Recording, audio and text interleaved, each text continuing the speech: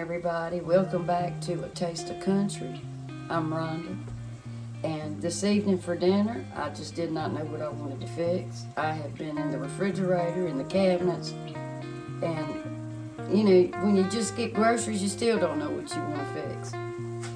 So, I love Sloppy Joe's, but I've decided to make it from scratch. I've never tried it, never made it, and it looked pretty easy, so that's what I'm going to do. But first of all, I want to thank all of my subscribers, and I want to do a special shout out to my Aunt Kathy. Thank you, Aunt Kathy, for subscribing to my channel.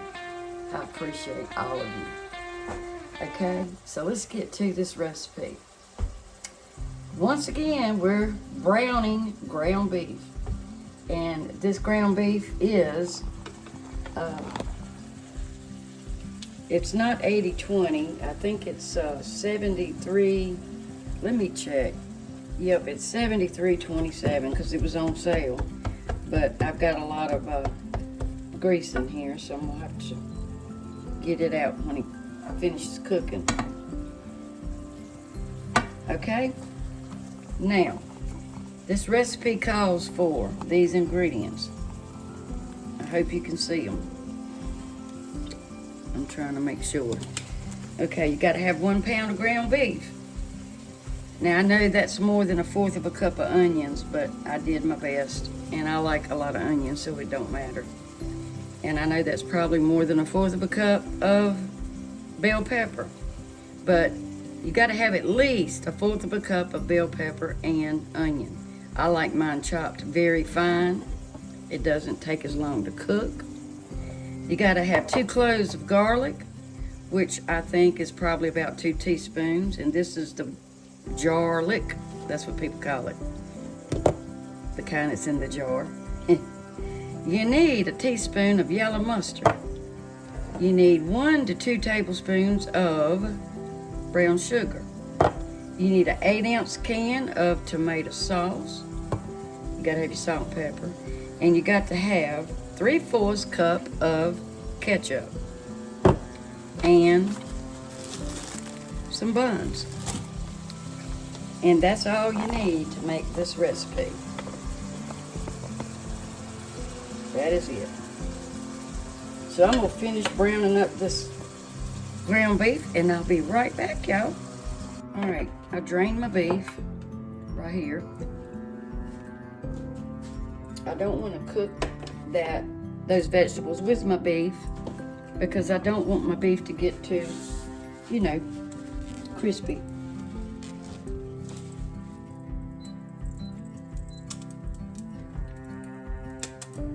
Okay. So let's just add this in here real quick.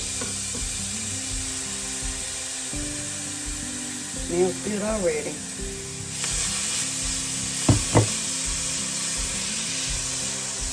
This won't take long at all to cook because I cut them so small.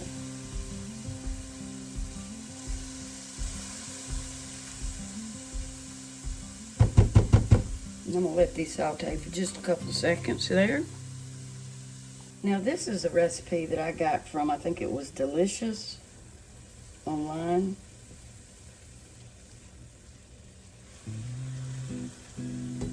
So I did add a little bit of water to this, and that helps get it going. And it's pretty much softened.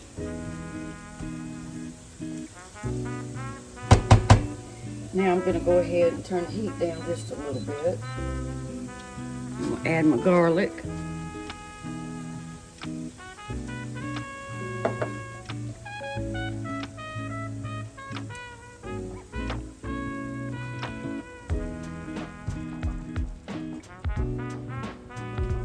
Now remember I told y'all the other day when you're adding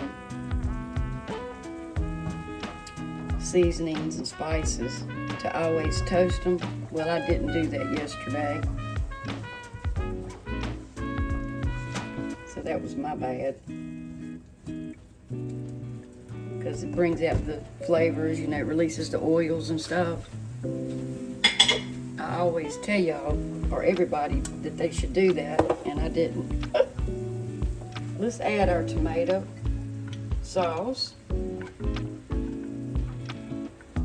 I'll add my ground beef just as soon as I get all this put together. Because I want to, you know, cook that tomato a little bit. If my stove will heat up. Y'all getting ready for Thanksgiving? Or did I ask y'all that yesterday?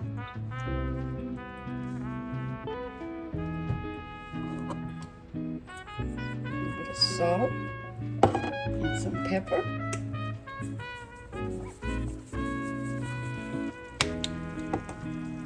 I'm gonna add, let's try about 1 tablespoon of brown sugar to start with, because it said add brown sugar to taste. 2 tablespoons of brown sugar.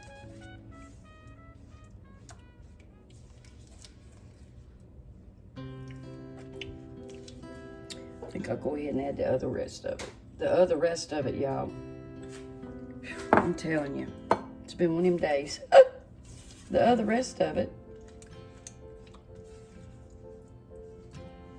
Rhonda's vocabulary. Okay. And we're going to add our teaspoon of yellow mustard for a little zing. Oh, it smells good. I love some yellow mustard.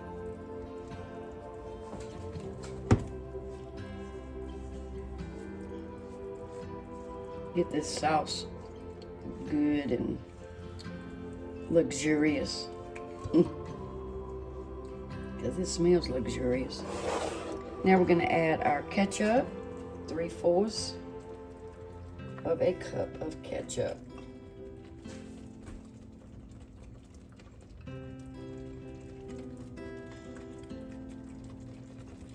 And get it all. Okay. Turn it down just a little bit.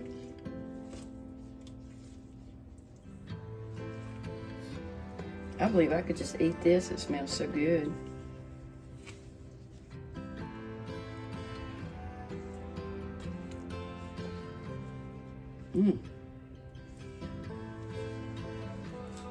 And our Worcestershire. Now it says 1 to 2 teaspoons. There's 1 and there's 2.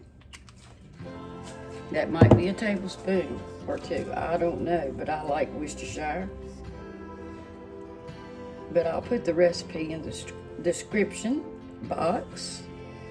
In the description box.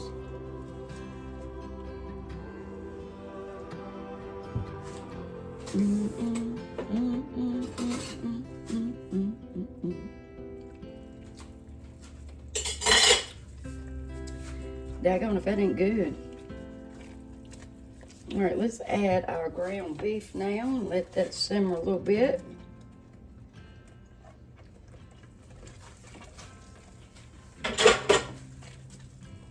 Looks just like manwich. Tastes a little bit like it too, y'all. Right much like it. I didn't tell my husband I was making it from scratch, so I'm gonna see if he can tell the difference. All right, y'all, I'll be right back. I think it needs a little bit more mustard. That's my taste. It just needs a little bit more twang.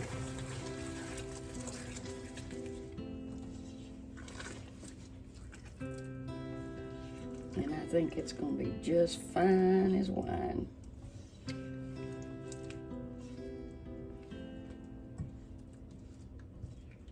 All right, I'm gonna turn the heat down, and it says let it cook about 10 to 15 minutes.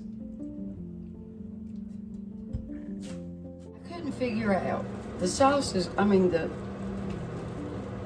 Sloppy Joe's is good. I like it a lot.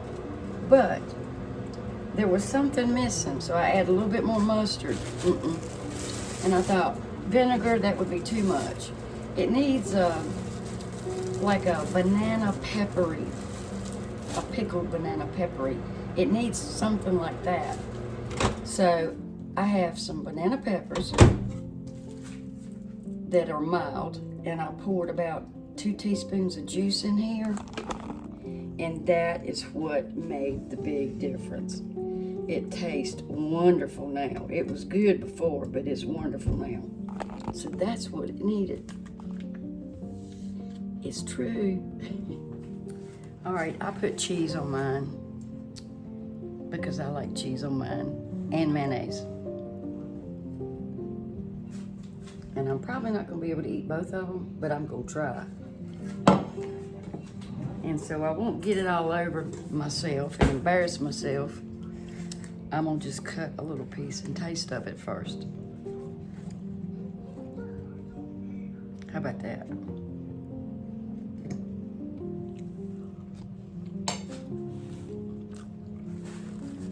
It's good.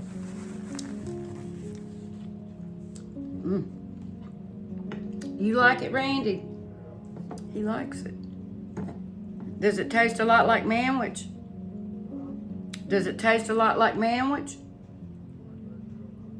He can't tell any difference.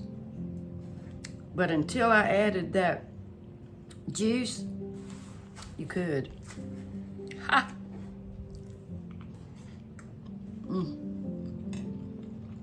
That's it.